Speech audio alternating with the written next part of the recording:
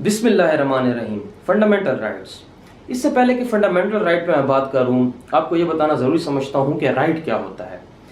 Right को जो general define किया जाता है वो ये है कि it is an interest of individual which is recognise and protected by law.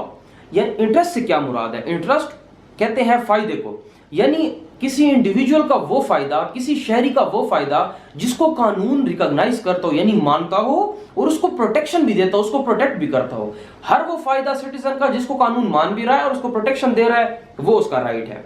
अब हम आते हैं फंडामेंटल राइट्स पे। फंडामेंटल राइट्स कॉन्स्टिट्यूशन जो है, कॉन्स्टिट्यूशन ऑफ पाकिस्तान 1973, उसके पार्ट 2 के चैप्टर 1 में आर्टिकल 8 से लेके आर्टिकल 28 तक बयान किए गए हैं। अब जो जैसे ही आप स्टार्ट करते हैं तो आर्टिकल 8 में पहले वो ये बयान करते हैं, यानी वो प्रोटेक्शन दे रहे हैं आगे वाले तमाम जो हमारे फंडामेंटल राइट्स हैं उनको। आर्टिकल 8 में आर्टिकल 8 कहता है कि कोई भी कानून जो पार्लियामेंट बनाती है, अगर वो कानून फंडामेंटल राइट्स के मुखालिफ है या फंडामेंटल राइट्स की तौहीन है उसमें, तो वो कानून नल एंड वाइड होगा at the touch stone of constitution. यानी कोई भी ऐसा कानून पाकिस्तान में नहीं बनाया जाएगा जो किसी भी आगे बयान जो मैं करूंगा फंडामेंटल राइट के अगेंस्ट हो। ठीक है, तो जो हमारे पास सुप्रीम कोर्ट ऑफ पाकिस्तान है उसको कहा जाता है गार्डियन ऑफ कॉन्स्टिट्यूशन, और उसमें स्पेशली जो प्रोटेक्शन वो करते हैं, जो सोमोटो हम सुनते हैं कि सोमोटो एक्शन ले लिया गया, तो ये सोमोटो एक्शन भी जो हमारे पास जहां भी फंडामेंटल राइट्स की वायलेशन होती है वहां पे सोमोटो एक्शन ले लिया जाता है और उस चीज को प्रोटेक्ट किया जाता है। यानी पाकिस्तान की अदालत, पाकिस्तान के निजाम में कोई भी ऐसा कानून बनाने की इजाजत नहीं है जो किसी भी फंडामेंटल राइट के अगेंस्ट हो। ये हमारे पास आर्टिकल 8 कहता है। उसके बाद आते हैं आर्टिकल 9 जो कहता है सिक्योरिटी ऑफ अ पर्सन। यानी हमारे पास पहला फंडामेंटल राइट है सिक्योरिटी ऑफ अ पर्सन। अब सिक्योरिटी ऑफ अ पर्सन में दो बातें आती हैं। पहली बात तो सिक्योरिटी ऑफ पर्सन में ये की गई है कि हर एक शहरी को, पाकिस्तान में मौजूद हर एक शहरी को जिंदगी का हक हासिल है, वो उसको जिंदा रहने का हक हासिल है, उसकी जो लाइफ है वो उससे कोई नहीं छीन सकता। इसी तरह दूसरी बात उसमें की गई है लिबर्टी की, यानी हर एक शख्स को आजाद रहने की इजाजत है। हर एक शख्स का ये फंडामेंटल राइट है कि वो पाकिस्तान में आजाद जिंदगी गुजारे, उसकी लाइफ और उसकी लिबर्टी उससे कोई नहीं ले सकता। अच्छा, एक बात बता चलूं आपको कि हर एक जो आर्टिकल हमारा है, जो फंडामेंटल राइट है, उसके लास्ट में उन्होंने एक एक्सेप्शन दी होती है। जिस तरह वो लाइफ और लिबर्टी की बात करते हैं तो लास्ट में वो कहते हैं save in accordance with law. अब ये बात, इसका मतलब ये है कि फॉर एग्जांपल एक बंदा है, वो क्राइम कर लेता है, अब उसने कोई क्राइम कर लिया तो उसको अरेस्ट कर लिया जाता है। अब जो उसको अरेस्ट कर दिया गया तो उसकी जो लिबर्टी है वो तो रिस्ट्रेन हो गई। तो इसका ये मतलब नहीं है कि उसका फंडामेंटल राइट वायलेट हो गया है, जबकि इसी ही आर्टिकल में उसको इस चीज की इजाजत दी गई है कि अगर वो कोई क्राइम कमिट करता है या फॉर एग्जांपल उसने मर्डर कर दिया, उसको अदालत ने डेथ की पनिशमेंट दे दी है तो उसकी लाइफ उससे छीन ली गई है, तो ये चीजें इसमें नहीं आती। उसके अलावा एक जो आम शहरी है, जो जिसने कोई गुनाह नहीं किया, जिसने कोई क्राइम नहीं किया, तो उसको जिंदा रहने का और उसको आजाद रहने का पूरा हक हासिल है। उसके बाद हमारे पास है आर्टिकल 10। आर्टिकल 10 कहता है safeguard as to arrest and detention. ये बड़ा इंपॉर्टेंट आर्टिकल है और ये बड़ा इंपॉर्टेंट किस्म का फंडामेंटल राइट है। इसमें बेसिकली बात यह है कि कोई किसी भी शहरी को, पाकिस्तान के किसी भी शहरी को, उसको वजह बताए बगैर अरेस्ट नहीं किया जा सकता। यानी कोई भी एक बाइज्जत शहरी, उसको अगर पुलिस अरेस्ट करने आती है तो पहले उसको वजह बताएगी कि हम आपको इसलिए अरेस्ट कर रहे हैं, नंबर 1। नंबर 2, किसी भी शहरी को किसी भी कैदी को यह हक हासिल है कि वो अपने लिए एक लीगल लॉयर जो है उसको इंगेज करे, वो किसी भी अपने लिए काउंसिल इंगेज कर सकता है, इससे उसको पुलिस नहीं रोक सकती। तीसरी बात इसी आर्टिकल में जो की गई है वो ये है कि जब किसी को गिरफ्तार किया जाएगा तो उसको 24 घंटों के अंदर पुलिस जो है वो मजिस्ट्रेट के सामने पेश करेगी। तो ये 3 उसके बेसिक राइट्स हैं। इस आर्टिकल, ये काफी लंबा आर्टिकल है और इसकी जो डिटेल है वो हमारे लेक्चर डीएलएस के लेक्चर में पहले बता दी गई है हमारे मेंबर असद खान की तरफ से, तो आप वहां जाके वो चेक कर सकते हैं। इसके बाद हम चलते हैं आर्टिकल 11 की तरफ। आर्टिकल 11 क्या कहता है कि slavery, force labour etcetera is prohibited. यानी पाकिस्तान का कोई भी शहरी, उसको गुलाम नहीं बनाया जा सकता, ये उसका राइट है। कोई भी शहरी गुलाम नहीं बनाया जा सकता, ना ही उससे फोर्स लेबर यानी उससे जबरदस्ती मजदूरी भी नहीं करवाई जा सकती, ये भी उसका फंडामेंटल राइट है। आर्टिकल 11 के तहत जो आर्टिकल 11 है वो उसको प्रोटेक्ट करता है कि वो ना ही उसको कोई फोर्सली उससे मजदूरी करवा सकता है और ना ही उसको कोई गुलाम बना सकता है। इसी आर्टिकल में दूसरा पॉइंट ये है कि कोई भी बच्चा जिसकी उम्र 14 साल या 14 साल से कम है तो उसको कोई भी फैक्ट्री में یا کسی مائن میں کام نہیں کروا سکتا، اس کو زبردستی پکڑ کے یا اس کو اس کی ول کے باوجود بھی وہاں پہ جاب نہیں کروا سکتا، نہ ہی وہ فیکٹری میں کام کرے گا، نہ ہی وہ کسی مائن میں کام کرے گا۔ اس طرح اور بھی کوئی مشقت بھرا کام ہے وہ کسی 14 سال سے کم بچے سے نہیں کروایا جا سکتا۔ تو آرٹیکل جو 11 ہے وہ اس چیز کو پروٹیکٹ کر رہا ہے۔ اس کے بعد ہمارے پاس ہے آرٹیکل 12، وہ کہتا ہے پروٹیکشن اگینسٹ ریٹروسپیکٹیو پنشمنٹ۔ اب یہاں پہ ریٹروسپیکٹیو پنشمنٹ کو سمجھنے کی ضرورت ہے۔ جو ہمارا یہ رائٹ ہے، ریٹروسپیکٹیو پنشمنٹ کہتے ہیں کہ کوئی ایک گناہ یا کوئی ایک جرم جو آپ نے اس وقت کیا ہو جس ٹائم وہ پاکستان کے قوانین کے مطابق جرم نہ کہلاتا ہو۔ میں آپ کو ایگزامپل دے کے سمجھاتا ہوں۔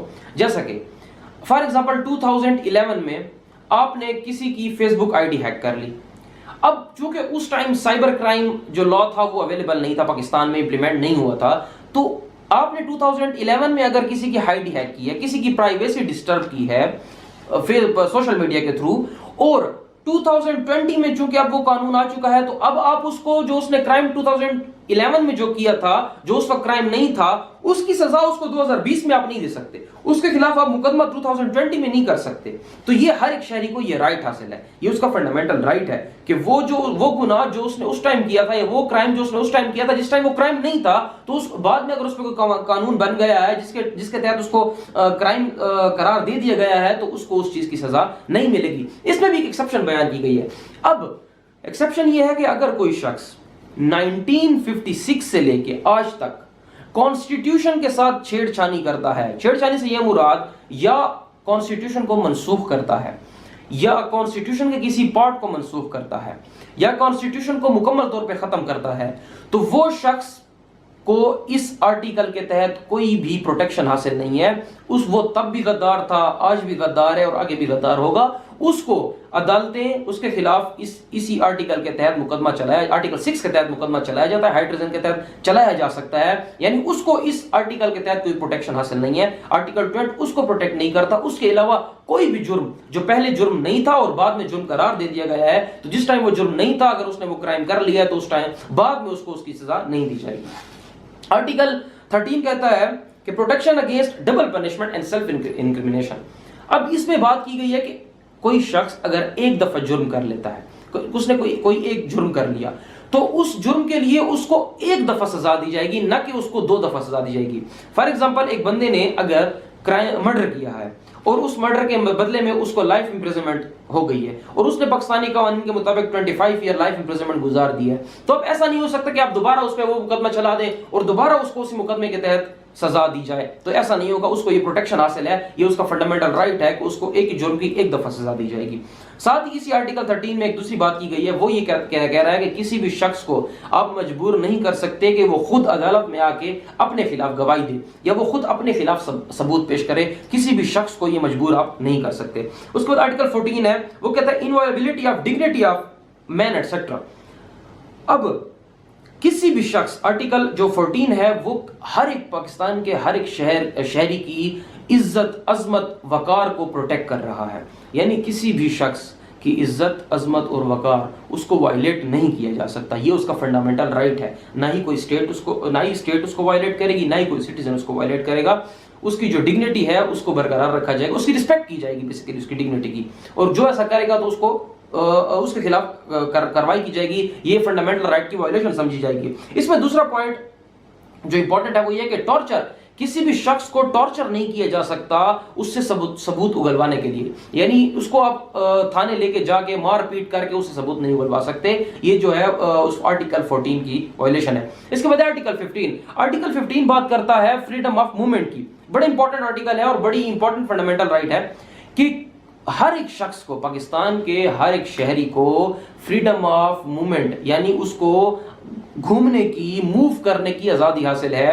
وہ کہ پی کے سے سندھ سے پنجاب، پنجاب سے بلوچستان، جس مرضی صوبے میں، جس مرضی شہر میں جائے، وہ جانا چاہے وہ ایزیلی جا سکتا ہے، اس کو کوئی بھی نہیں روکے گا۔ اگر کوئی شخص اس کو روکتا ہے تو یہ آرٹیکل 15 کی وائلیشن ہو رہی ہے اور اس کے فنڈامنٹل رائٹ کی وائلیشن ہو رہی ہے۔ اس میں بھی ایک ایکسیپشن ہے، ایکسیپشن یہ ہے کہ اب اگر عوام کی فلاح و بہبود کے لیے یا گورنمنٹ کی پالیسی کے تحت اگر کوئی کچھ ایریاز ہیں جن کو ریسٹرکٹ کر دیا جاتا ہے، جن کو ریسٹرینٹ کر دیا جاتا ہے، وہاں پہ آپ جا کے فریلی موو نہیں کر سکتے. جیسے کہ آپ سمجھ لیں کہ آرمی کی چھاونی ہے، وہاں پہ ایک سویلین کا جانا منع ہوتا ہے. اسی طرح باقی کافی ایسے ایریاز ہوتے ہیں جہاں پہ گورنمنٹ نے نو گو ایریا جس کو آپ کہہ لیتے ہیں وہ گورنمنٹ نے اناؤنس کیا ہوتا ہے، تو وہاں آپ یہ نہیں کہہ سکتے کہ میرا چونکہ رائٹ ہے فریڈم موومنٹ تو میں وہاں بھی جاؤں گا، وہاں آپ کو یہ چیز اویلیبل نہیں ہے. اس کے علاوہ جہاں پہ پابندی نہیں ہے جانے کی تو وہ آپ فریلی گھوم سکتے ہیں، آپ گھر لے سکتے ہیں، آپ رہ سکتے ہیں. یہ سارے آپ کے فنڈامنٹل رائٹس ہیں. اس کے علاوہ فردر 15 سے آگے جو ہے ہم نیکسٹ ویڈیو میں انشاءاللہ بیان کریں گے. تب تک کے لیے خدا حافظ.